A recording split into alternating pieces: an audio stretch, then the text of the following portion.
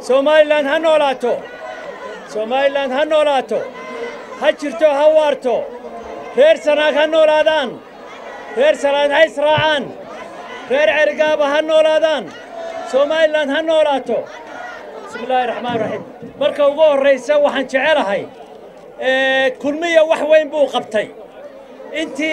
intii anigu aan arkayay aan dhawaan ku soo noqday dalka waxaan arkay wax qabad weyn wax qabadka waxaad moodaa in qof qori uu sheeganayo mudane murashax madaxweyne nin golaha ku jiray baad moodaa inuu wixiiba sheeganayo oo ku xiibsiibtay xisbiga wadani horta wax qabadka waxa qabtay waxa weeyaan xukuumadda Siilaanyo anigu waxaan leeyahay madaxweyne Siilaanyo oo maanta guul weyn u soo hooyay dalka isaga iyo raggii la shaqaynayay oo maanta noqday madaxweynihii ugu horeeyay aan oran karo meelo badan oo caalamka saddexaad ah oo yiraahda anigu waqtigaygii anigoo aan laasan ayaan doonayaa inaan ku wareejiyo nin dardar cusub qaba oo dhiig cusub galiya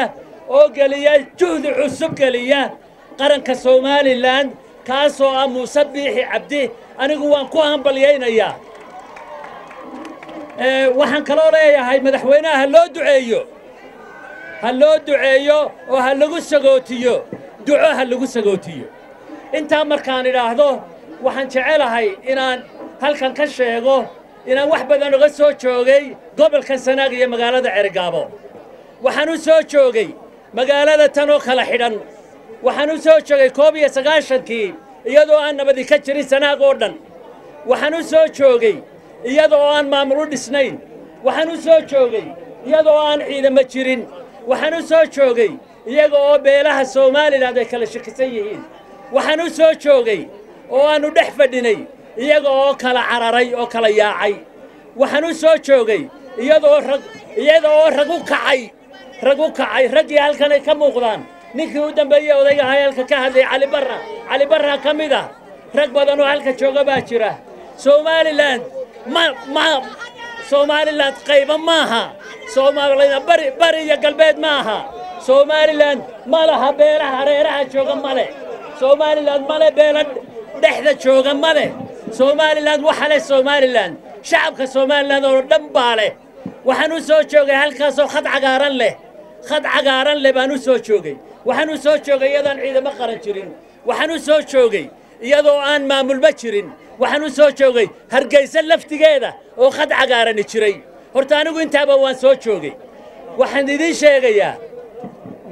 meel wanaagsan baynu maraynaa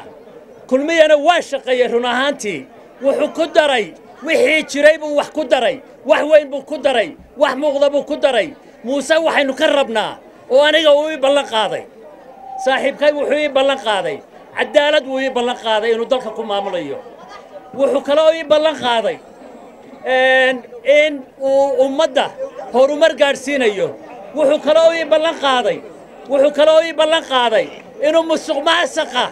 wixii jiray musuqmaasuqa inuu baabiinayo buu ii ballan qaaday wuxuu ii ballan qaaday inaanu beel gaara u burinayn buu ii ballan qaaday wuxuu ii ballan qaaday inaanu qofna jeclaysan doonin wuxuu ii ballan qaaday inuu doonayo in qof walba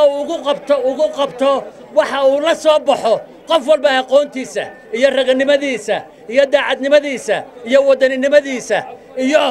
Somalilandnimadiisa nin walba waxa la eegi doonaa iyo gabadh walba waxa la eegi doonaa DNA baa laga qaadi doonaa qof walba qofka maamul inoo qabanaya wuxuu noqonayaa qof la soo jirribay oo la soo oo daacada oo waxgarada oo waxa uu qabanayo garanayo waxay tahay waxyaabo badan baa dalka ka dhacay waynu isu sabiray maanta waxa loo baahan yahay in aynu wixii oo dhan ka seexanno rag baa jira ku xuubsiibtay xisbiyo qaran oo jira waxaan leeyahay anigu waxaan ku talinayaa bisha 13 isu soo bixiina iyo waxa doonaysaan waa inay idin muujisaan oo ku ridaan kulmiya ugu ridaan Somaliland ha noolaato ha jirto ha waarto reer cerigaabana ha noolaada wasalaamu calaykum waraxmatullahi wabarakaatu